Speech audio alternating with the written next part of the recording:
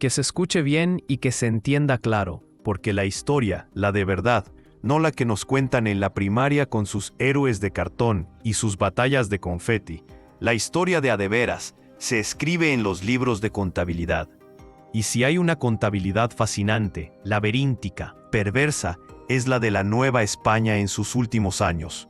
Imaginen esto, un reino que sangraba plata, que inundaba al mundo con monedas acuñadas en su ceca, la más importante del planeta, y que sin embargo, en sus entrañas, padecía una sed crónica, una escasez desesperante de dinero contante y sonante.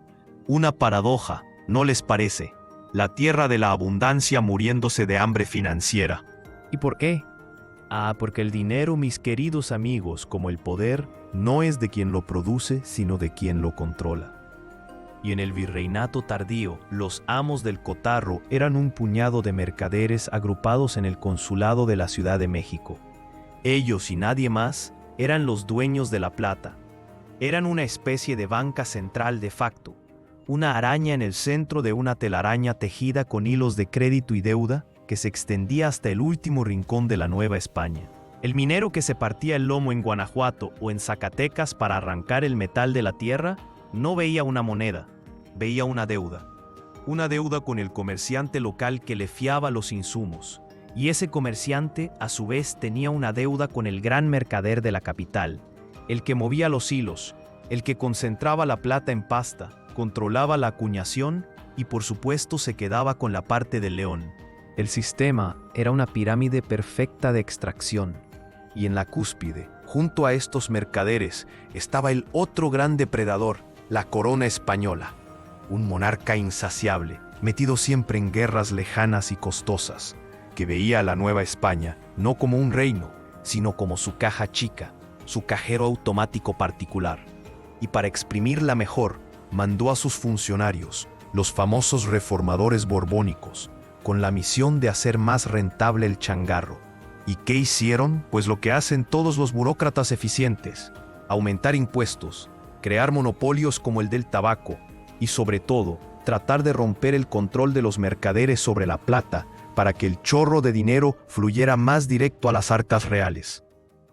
Pero hete aquí que los mercaderes, zorros viejos, no se quedaron de brazos cruzados. Cuando les apretaron las tuercas en el comercio transatlántico, simplemente movieron sus capitales. ¿A dónde? Pues a lo seguro, a la minería y a la tierra, a la agricultura para la exportación.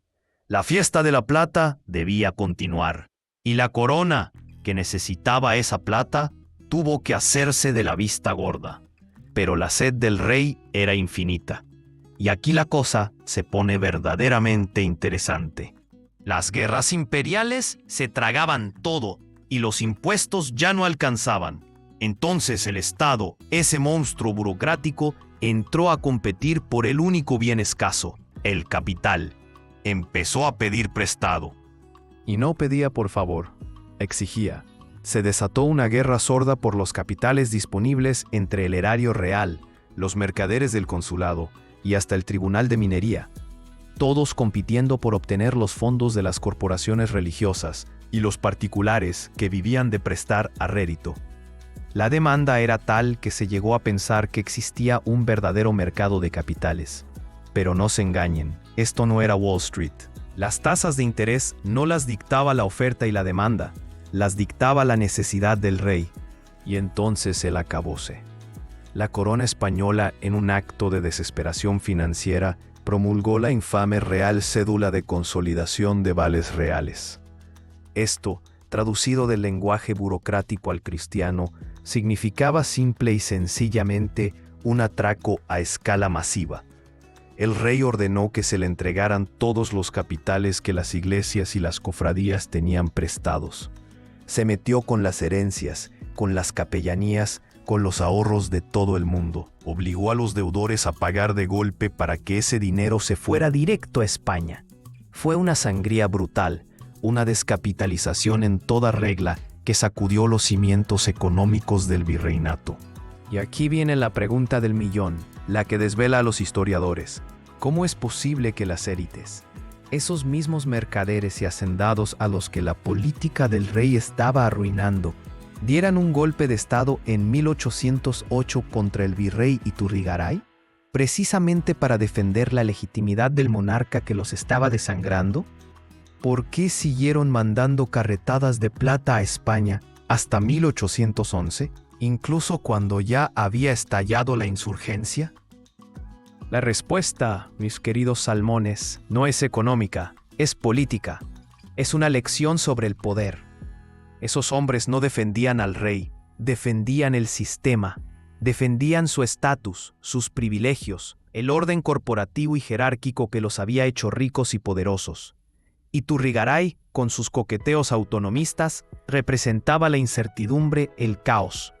El rey, aunque fuera un rey que robaba, representaba la estabilidad, el orden conocido, la garantía de sus fueros. Prefirieron al diablo conocido.